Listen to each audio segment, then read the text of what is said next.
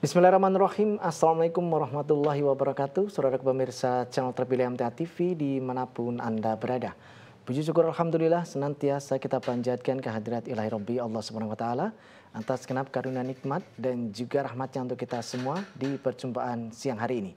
Kali ini kita berjumpa di special program dan Alhamdulillah kita mendapatkan kabar yang sangat berbahagia sekali terkait dengan akan segera kita dapatkan lembaga pendidikan baru di Yayasan Majelis Tafsir Al-Quran, yaitu SDIT MTA Sukoharjo II.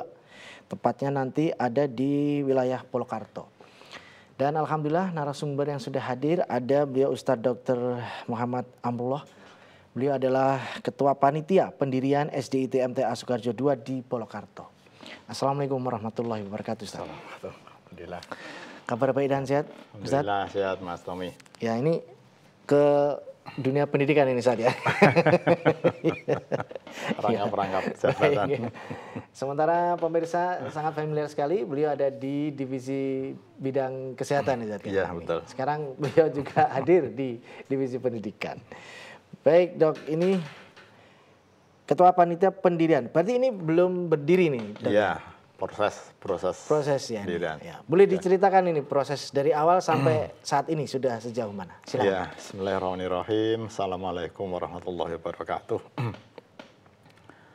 Alhamdulillahirrahmanirrahim. Allahumma sholli wa sallim wa barik ala nabiyina Muhammad wa ala alihi wa ashabihi ajmain amma ba'd. Bapak Ibu pemirsa MTA TV juga pendengar Radio Persada FM. Alhamdulillah pada siang hari ini kami dari Panitia Pendirian SDIT MTA Sukoharjo II yang nanti tempatnya di Polokarto akan sedikit memberikan semacam pencerahan sosialisasi informasi ya terkait dengan satu lagi lembaga pendidikan di bawah naungan Yayasan Majelis Tafsir Al-Quran yang akan kita dirikan, Pak Jonathan. Jadi ini adalah berangkat dari kebutuhan warga kita juga utamanya untuk wilayah Sukoharjo Timur khususnya. Sukoharjo Timur itu terdiri dari kalau Sabang Mojolaban, Polokarto, nanti Bendosari, kemudian juga Grogol, ya Sukoharjo juga sebelah yang mepet, juga nanti dengan beririsan dengan Karanganyar. Jadi bahasanya itu dari bidang pendidikan pusat ingin misalnya mendekatkan pendidikan kepada anak-anak kita, generasi penerus kita. Maka kita membuat semacam ekosistem baru ya untuk ya memberikan saluran, memberikan tempat kepada warga-warga kita khususnya yang punya anak-anak di wilayah Sukoharjo Timur khususnya untuk bisa bersekolah yang dekat, tidak harus jauh. Maka kenapa dari bidang pendidikan pusat berpikir sudah saatnya kita tuh mendirikan SDIT di Sukoharjo ini. Kalau SDIT di Sukoharjo sudah ada di daerah Johor, jadi Sukoharjo Tengah itu ya. Maka ini istilahnya kita mendekatkan pendidikan kita ke wilayah Sukoharjo Timur. Itu. Dan nanti temannya di dekat MTA Polokarto 1 ya, itu Polokarto 1. Temannya di situ. Kita tetap masih memakai slogan yang seolah mirip-mirip dengan yang ada di mana di bawah naungan yayasan, jadi SDIT MTA Sukoharjo II berakhlak mulia, cerdas dan berprestasi. Jadi ini Mas Tommy sebagai pengantar bahwasanya itulah kenapa kita tuh mau mendirikan untuk mewadai anak-anak kita, warga kita yang punya anak-anak usia sekolah sehingga tidak harus jauh-jauh ke Sukoharjo atau ke Solo atau ke Karanganyar. Karena juga insya Allah untuk potensinya juga lumayan besar seperti itu. Ya, sosialisasian itu ya. Iya, iya. Jadi latar belakangnya memang untuk lebih menyebarluasan ya, Yeah. penyebarluasan area untuk memperoleh pendidikan yang merata, khususnya di betul. warga. Tapi ini tetap menerima umum ya dok ya? Iya. Tidak hanya umum. eksklusif MTA saja? Tidak menerima umum. Jadi karena kita kan yayasan terbuka, jadi untuk pendidikan formal kan terbuka. Jadi kita juga mewadahi masyarakat umum, monggo silakan yang memang simpatisan MTA, atau siapapun yang memang berkenan dengan pendidikan dari kurikulum MTA ya, itu insya Allah juga diterima. Dan memang ternyata juga banyak ya peminatnya dari warga, bukan warga MTA pun kita tetap menerima karena kita memang Islam itu kan rahmatan lil alamin yang kita wadahi lewat masjid ini. Jadi tidak hanya untuk warga MTA saja, juga untuk warga non warga MTA atau simpatisan MTA juga dipersilakan untuk bisa menyekolahkan anaknya di SDIT MTA Sukoharjo 2 ini nanti. Ya. Kalau untuk planning projectnya gedung nih dok ya, ini menempati luas berapa, kemudian apa saja yang nanti akan ada di situ gitu? Ya, tanah sudah kita persiapkan Bapak semuanya. Kita punya tanah di depan majelis itu. Kurang lebihnya 2.500 meter lah, sekitar itu. Dan nanti insya Allah juga gambar sudah kita siapkan ya, data nanti insya Allah ya. Kita kan bahasanya di MTA ini kan dari pusat sudah menyampaikan untuk namanya sabilillah. Jadi ini kan bahasanya kan terus sabilillah di jalan Allah. Itu kita tidak setengah-setengah. Jadi kita langsung totalitas.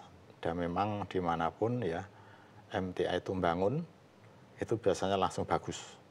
Seperti itu. Tapi memang perlu waktu untuk dirancang, untuk dikonsep ya.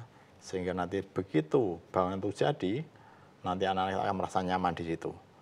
Sehingga nyaman, dan nanti setelahnya prestasi juga bisa menunjang. Dan alhamdulillah dimanapun dari MTA bisa mendirikan ya pendidikan formal itu prestasinya juga lumayan, banyak dipertimbangkan atau diperhitungkan dibandingkan dengan lembaga pendidikan yang lain. Seperti itu. Untuk ruangan atau ada fasilitas tempat bermain atau lantai berapa begitu, 2, 3 atau berapa? Ya itu nanti kalau dari ruangan nanti insya Allah ada 3 lantai. Oh 3 lantai. 3 lantai ya, betul. 3 lantai kan nanti kan untuk kelas 1, 2, 3 ya. Kelas 1 sampai 6 ya. Itu nanti setiap rombongan belajar nanti proyeksinya bisa 2 atau 3 kelas. Itu tiap satu rombongan belajar, dan itu sudah kita konsep ya. Insya Allah gedungnya bagus ya, jadi nanti insya Allah juga akan nyaman buat anak-anak, juga nanti untuk kegiatan ekstrakurikuler, juga untuk yang lain-lain. Saat ini juga ini kita juga pertimbangkan karena tanah kita terluas ya. Jadi salah satu masalah di tempat kami itu kalau untuk ini penjemputan. Penjemputan itu kan kadang-kadang jadi wali murid yang menjemput itu kan harus nunggu di luar ya, di luar area sekolah atau di pinggir jalan. Nah itu ternyata memang menjadi masalah tersendiri ya, jadi sehingga banyak nanti para pejalan kaki sekitar itu merasa terganggu. Maka untuk sekolah kita ini nanti kita konsep, jadi kita nanti membuat lapangan area depan yang luas, area penjemputan yang luas, sehingga nanti para penjemput itu ya nanti bisa masuk ke dalam area sekolah gitu. Dan nanti antara pintu masuk dan pintu keluar itu beda. Jadi nanti bahasanya itu banyu mili ya. Jadi tidak akan saling simpangan. Dan alhamdulillah akses jalan juga lumayan lebar. Jadi itu nanti tidak akan mengganggu daripada pejalan kaki yang lewat di situ. Karena termasuk ini menjadi jalan umum yang nanti akan mungkin kalau nanti banyak menunggu di luar akan mengganggu dari pejalan kaki yang umum.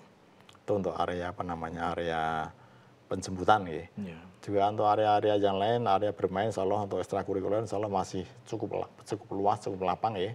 Jadi nanti insya Allah anak-anak juga merasa nyaman di situ. Apa ada punya lapangan tersendiri sepak bola atau futsal atau apa gitu? Enggak, tapi kita punya tanah. Kalau sementara kalau untuk futsal insya Allah masih bisa. Masih bisa? Ya? Masih bisa ada. Tapi nanti nggak termasuk nanti untuk daerah pengembangan. Karena anak SD itu kan 1, 2, 3 sampai 6 kan futsal sudah perlu itu, saya kurang tahu pasti ya. Tapi insya Allah kalau seandainya nanti dibantu masih ada tanahnya. Sekarang kan SD itu kan kayak SMP SMA. Oh, iya. Tinggi-tinggi besar-besar gitu. Iya. Nanti yang kelas atas mungkin ya, kelas 4, 5, 6. 1, 2, 3 kan masih kecil-kecil itu. Tapi insya Allah untuk pembangunan tanah sudah cukup itu masih cukup itu untuk ini. Seperti itu. Lebih dalam lagi Dok, ini untuk unggulan-unggulan, apa yang diunggulkan ini? Iya. Jadi sedikit mengantar dulu ya. Jadi bahwasanya namanya SDIT, jadi kita mengambil konsep sekolah dasar Islam terpadu.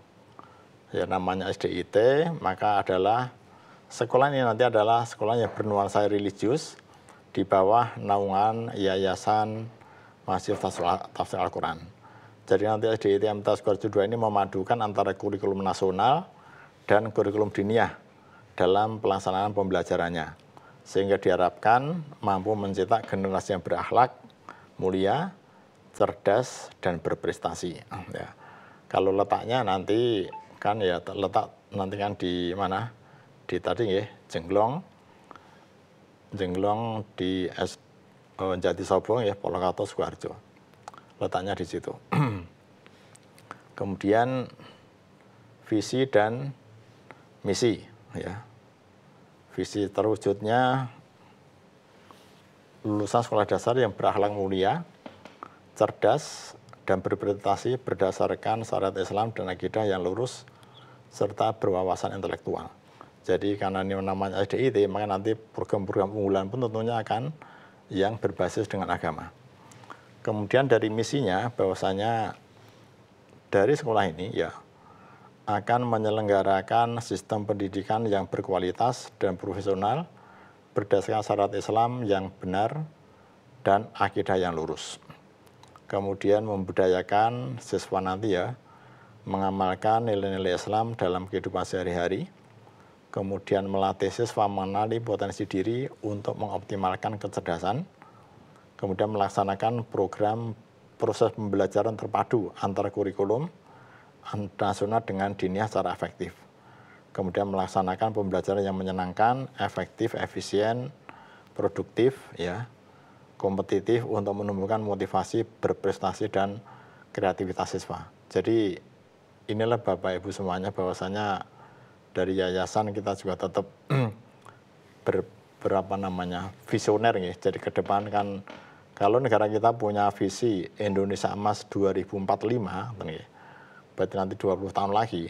Nah, kita di yayasan ini juga tentunya berpikir yang sama. Bahwasanya nanti 2045 kalau nanti Indonesia Emas 2045, nah kita dari yayasan ini harapannya 20 tahun ke depan, anak-anak yang sekarang ini bersekolah di Yayasan Pendidikan MTA, nanti mereka akan menjadi pengelola negara ini. Atau paling tidak menjadi generasi penerus di MTA ini. Itu kita persiapkan mulai dari sekarang. Mulai dari pendidikan SD-nya, nanti SMP-nya, SMA-nya, jadi tetap mendapatkan pendidikan umum, ya pendidikan berbasis nasional juga, pendidikan diniyahnya. Jadi dua-duanya dapat, untuk duniawinya dapat, akhirnya juga dapat. Jadi pengen mendapatkan generasi yang beriman dan bertakwa, juga berpengetahuan yang baik, yang luas, yang mumpuni. Seperti itu. Ya. Kalau untuk proyeksi ke depan ini Ustaz, untuk pembangunan itu mulainya nanti di bulan apa, terus estimasi selesai, kemudian pembukaannya itu sosialisasinya dimulai kapan? Iya, ini memang biasanya kita masih merancang ya. Merancang itu, dan kan kita juga koordinasi dengan bidang pendidikan pusat. Yang jelas kita dari Purwokerto, dari panitia, itu sudah siapkan tanahnya. Dan ini masih proses ya nanti, proses-proses. Dan nanti akan kita mulai mungkin nanti 1 atau 2 tahun ke depan untuk untuk pembangunan gedungnya. Tapi sementara ini ya nanti untuk 2026, nah kita sudah mulai akan menerima siswa baru gitu ya. Dan nanti pembelajaran dilaksanakan di Majelis Purwokerto 1. Karena itu tempatnya hanya berseberangan gitu loh. Hanya berseberangan. Dan insya Allah kita siapkan tempatnya, insya Allah juga representatif ya, nyaman untuk anak-anak kita. Karena di Purwokerto 1 itu juga sudah ada TK. Ya, sudah ada TK MTA Purwokerto. Dan nanti harapannya nanti dari sewa-sewa TK itu nanti ya biar nanti wali murid tidak terlalu jauh untuk meneruskan jenjang pendidikannya dan juga pendidikan tetap berkelanjutan ya, sehingga nanti dari wali yang saat ini anak-anaknya di TK dan tahun depan lulus nanti bisa menyekolahkan anaknya di SDIT MTA Sukoharjo 2 yang tempatnya di Polokarto. Jadi tetap di daerah situ, nanti insya Allah tetap beda suasana nih, beda suasana, beda gedung, soalnya sekali representatif, hanya memang ternyata perlu waktu untuk pembangunannya. Ya, baik. Untuk tenaga pendidik nih, Ustaz, udah full lengkap apa masih ada formasi yang belum terisi? Ini tenaga pendidik sudah kita seleksi, ya, sudah kita dapatkan. Tenaga pendidik definitif, juga nanti untuk tenaga administrasi ya. Jadi nanti mereka lah yang akan istilahnya akan mendidik anak-anak kita. Dan kita juga sudah proses persiapan, ya. Magang, juga nanti proses administrasi, pendaftaran dan sebagainya kita sudah mulai.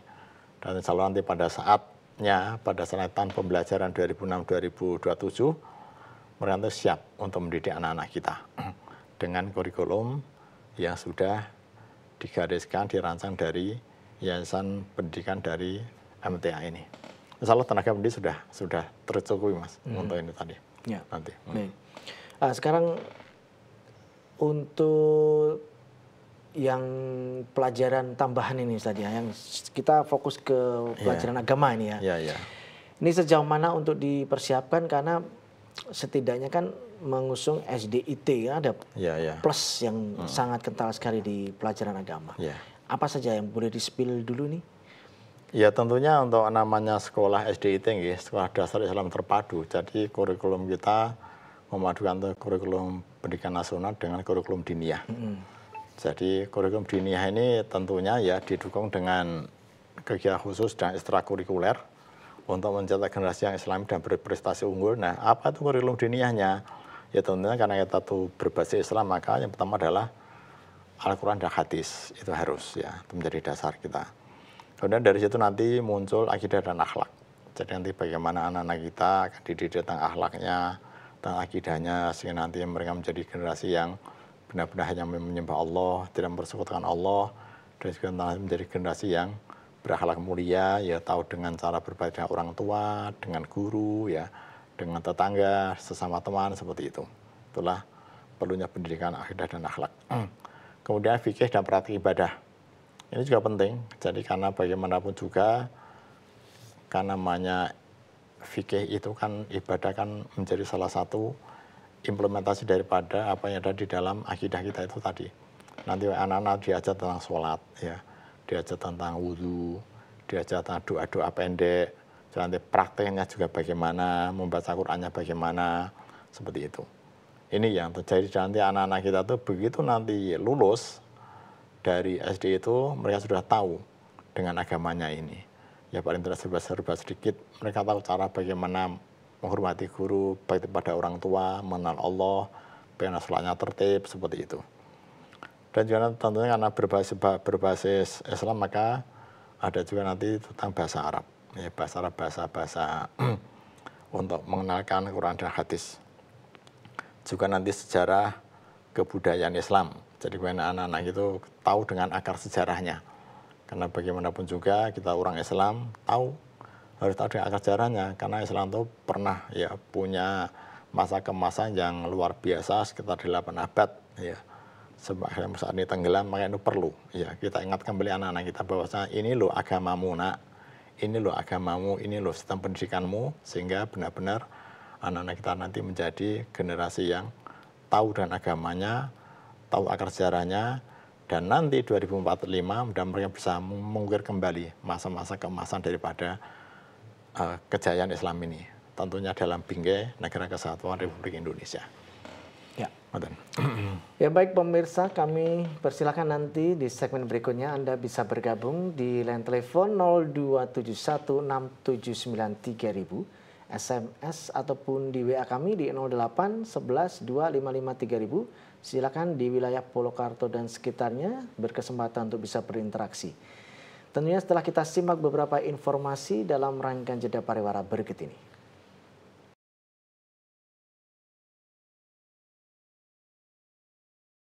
Baik saudara pemirsa channel terpilih MTA TV dimanapun Anda berada. Terima kasih Anda masih setia bersama kami, khususnya di spesial program pada kesempatan siang kali ini.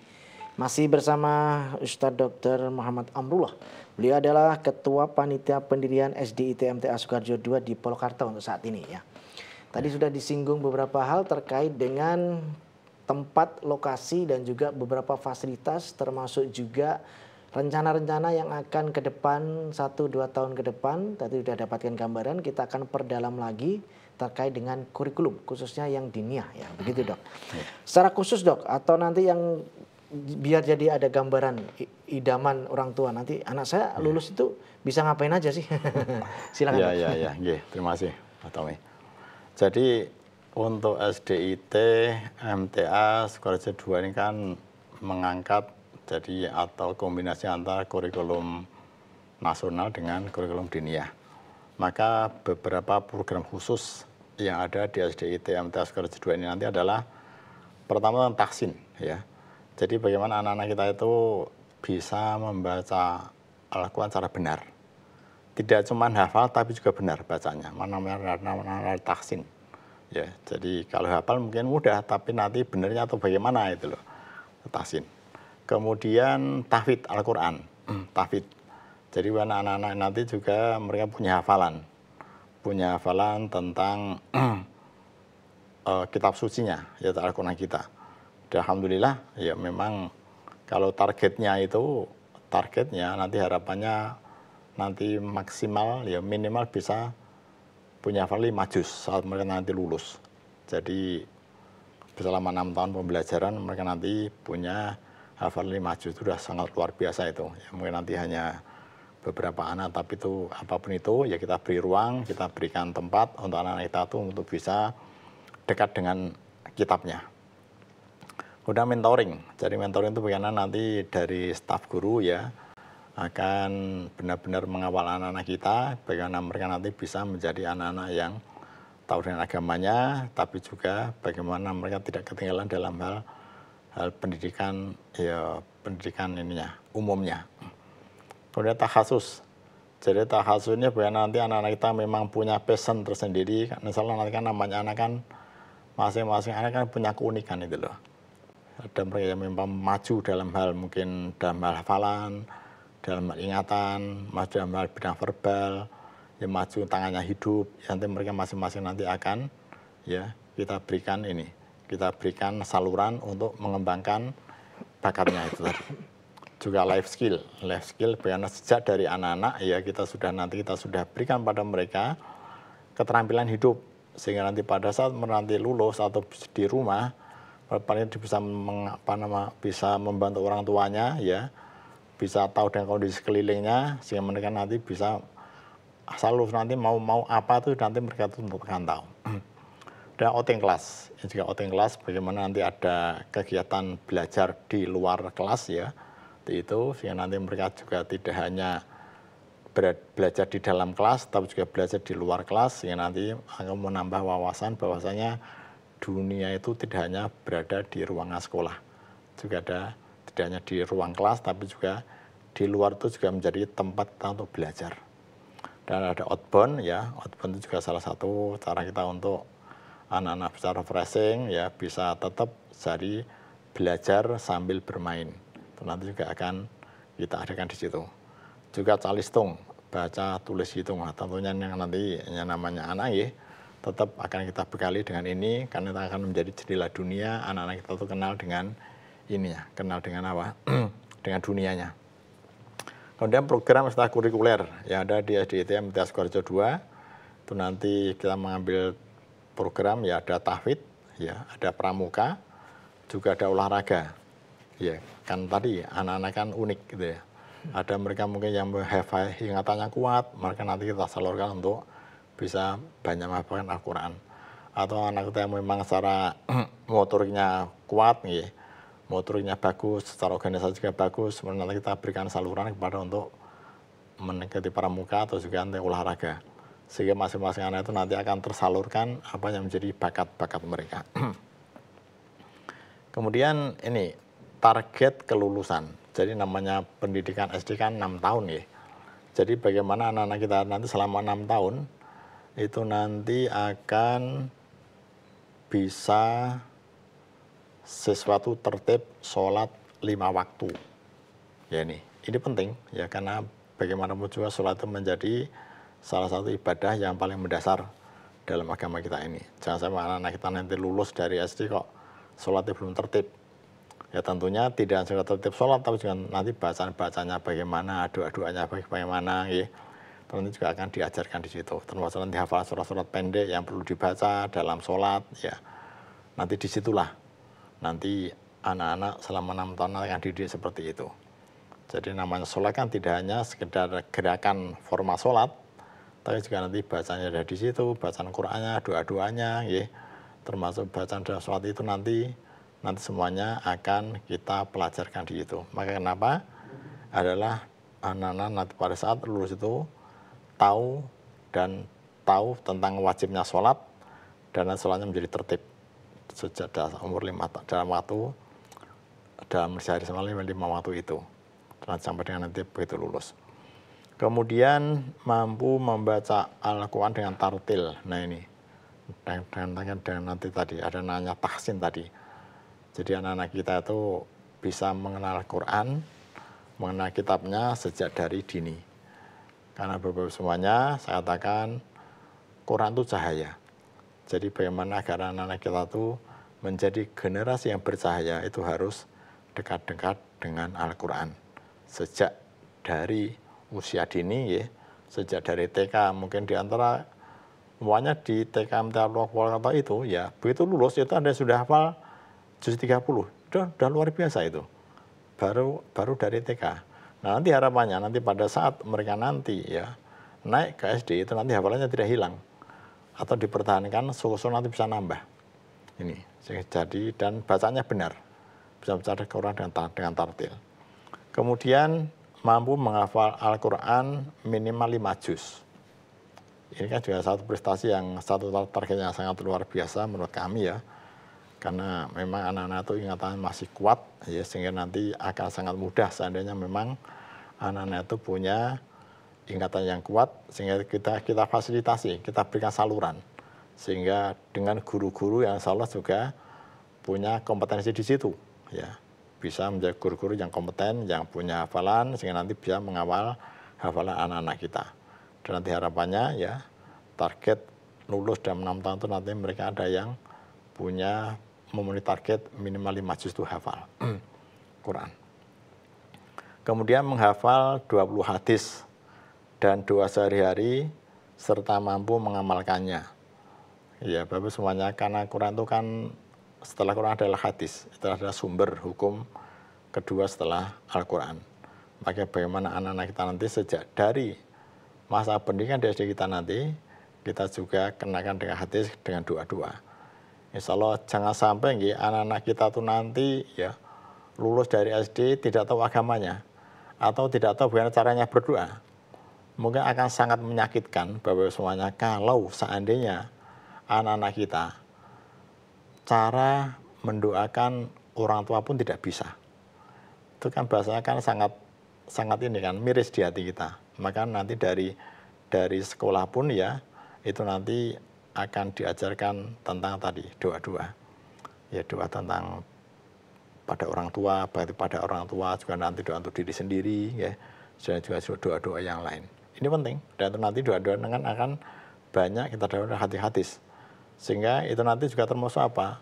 Untuk penanaman akhlak, ya akhlak itu penting juga, sehingga mereka nanti tadi ini baca mereka mampu mengamalkannya, sehingga dari hafal hadis, ya. Hafal Quran, ayat surah-surah pendek, hafal doa sehari-hari, dan nantinya tentunya tidak hanya berhenti pada hafalan, tapi juga mampu mengamal dalam kehidupan sehari-hari. Ya akan sangat naif kalau seandainya mereka tahu pelajarannya berbakti pada orang tua, ya, tapi begitu pulang kok menyakiti ibunya. Itu berarti kan ada yang masih salah itu. Waktu nanti sudah kita tanamkan sejak dari ini. Jadi berakhlak, ya, mulia, cerdas dan berprestasi. Sehingga nanti menjadi anak yang soleh, anak berprestasi, tapi juga anak-anak yang tahu dengan agamanya, dengan arahnya yang mulia. Kemudian juga anak-anak kita bagaimana nanti harapannya memiliki keterampilan hidup, life skill sebagai bekal hidup, bekal dalam kehidupan. Jadi mereka nanti punya kehidupan, punya keterampilan hidup dasar, sehingga nanti mereka tuh nanti tidak akan kaget lagi kalau mereka nanti harus berada di luar sekolah. Kemudian menguasai ilmu dasar sesuai kurikulum nasional. Nah, ilmu-ilmu dasar yang ilmu-ilmu alat yang nanti akan mereka punyai menjadi bekal mereka dalam kehidupan nanti bermasyarakat. Seperti itu, Mas Tommy. Ya, alhamdulillah. Nah, sekarang pemirsa pasti menantikan anggaran pendidikan berapa rupiah yang harus disiapkan. Udah ancang-ancang ya ini. Beliau mempersiapkan segala infrastruktur dan fasilitasnya. Nah, Bapak, Ibu, Saudara siapkan anggaran pendidikannya. Pendaftaran dan semuanya hitung-hitungannya, Dok. Dipersilakan. Jadi, ada diskon atau bagaimana? Jadi nanti konsep sekolah kita ini Bapak Ibu semuanya, SDITM Sukoharjo nanti mau mengambil waktu belajar full day school. Jadi full day ya, jadi belajar pagi sampai sore, insya Allah guru-gurunya melakukan totalitas dalam mendidik anak-anak Bapak Ibu. Dan untuk biaya pendaftaran, ini kita sudah mulai ya Bapak semuanya. Itu untuk pendaftaran 40.000, insya Allah tidak terlalu memberatkan ya. Dan untuk SPP per bulan itu 100.000, ya. Kemudian untuk dana pengembangan itu 1 juta. Kemudian untuk seragam untuk putra 500.000, seragam putri 600.000, dan untuk tas dan alat tulis 200.000. Setelah itu, jadi rinciannya seperti itu. Dan kabar baiknya adalah bahwasannya akan ada potongan dana pengembangan sebesar 30% bagi siswa, ya, yang sekolahnya itu di PAUD atau TK-MTA. Jadi TK-MTA dimanapun, insya Allah kita di MTA kan banyak punya TK-MTA ya. Mungkin di mana di Siring, Bendosari 1, ya, Sukoharjo 3, Bendosari 3 kan ada banyak TK. Atau mungkin di luar Solo ya. Nah, kalau nanti Bapak Ibu anak-anaknya itu lulusan dari TK-MTA dimanapun, ya, kalau nanti menyekolahkan anaknya, mendaftarkan anaknya di SDITM Sukoharjo 2 ini, nanti akan ada potongan 30% dana pengembangan. Jadi saat pengembangan 1 juta. Ya. Jadi ada potongan 30%, berarti kita membayar 700.000. Ya. Untuk yang warga-warga kita yang atau anak-anak kita yang dari alumni PAUD atau TK-MTA. Ini kabar baiknya seperti itu. Baik. Jadi termasuk misalkan saat ini nanti alumni PAUD atau TK ya di Sragen misalkan. Ya. Terus wah, ini ada peluang nih, ikutkan mbahnya saja yang di Polokarto. Ya, bisa. Bisa ya ini bisa. Ya, dapat ini ya. Bisa. Baik. Sangat bisa. Ya. Mau nanti berbondong-bondong ya ke DT kan. Ya tadi mendekatkan sama mbahnya, mendekatkan sama bapaknya, ibunya, seperti itu. Lintas kabupaten. Ya, bisa. Waktu-waktunya, Dok, ini kapan, kemudian tahapannya apa saja? Ya, ini ya pendaftaran sudah kita mulai bahwa semuanya ya. Najar ini pendaftaran ini nanti sudah kita mulai untuk tahun ajaran 2026-2027. Untuk pendaftaran kita mulai dari 12 Agustus sampai dengan 30 Oktober. Jadi saat ini masih berlangsung ya pendaftaran ya. Dan nanti bahasanya itu one day service untuk observasi. Jadi bagaimana anak-anak kita yang kita daftarkan nanti langsung kita observasi. Juga nanti kita ada tes wawancara dan juga nanti langsung pengumuman saat itu juga. Ya, jadi monggo Bapak Ibu semuanya yang punya cucu, punya putra ya, ingin menyekolahkan anaknya di SDITM MTA Sukoharjo 2 di Polokarto ya, ini masih terbuka luas untuk mendaftarkan putra-putrinya. Dan untuk daftar ulang nanti di 10 November sampai dengan 10 Desember 2025. Ini yang bisa kita sampaikan. Dan untuk ini persyaratan umum siswa baru ya, untuk pendaftaran dari pertama mengisi formulir pendaftaran, kemudian fotokopi KK 1 lembar, fotokopi akte 1 lembar, ijazah TK atau surat keterangan itu nanti bisa menyusul ya kalau memang belum ada keterangan lulus, dan juga foto 3x2, 3x4, 2 lembar. Ini persyaratan umum bagi siswa baru. Nih, jadi insya Allah cukup mudah ya. Monggo nanti kalau ingin mendekatkan putra-putrinya dengan Polokarto ya, itu nanti bisa. Bisa, dan ya nanti kan bahasanya ini mungkin tadi seperti Mas Tommy tadi ya, sekolahnya di Sragen tapi menyedekat dan banyak di Polokarto, silakan nanti ke sana. Atau dari luar Jawa ya bisa nanti ke TK SDITM MTA Sukoharjo 2 di Polokarto ini. Ya. Begitu Mas. Baik Dok, ini sekarang tantangan sekarang. Tantangannya ini kan era teknologi, apalagi kita barusan lepas dari masa COVID kemarin itu kan full HP. Iya. Bagaimana menyikapi ini pihak dari sekolahan, kemudian tantangan berikutnya yang kedua adalah anak kecil, dunia anak-anak itu tidak lepas dari jajan. Pasti full day di situ kan pasti ada semacam ya godaan-godaan untuk dua hal itu ya. Yang tadi teknologi, yang satu memang dunianya anak jajan gitu. Bagaimana Dok? Ya tentunya memang kita tidak bisa menghindar gitu. Jadi nanti menjadi kebijakan dari para asatidzah, tentunya namanya teknologi kita tidak bisa menghindar. Tapi yang kita bisa kelola, yang kita bisa batasi seperti itu. Dan juga kita bisa arahkan, oh ini baik nak, ini buruk nak, seperti itu.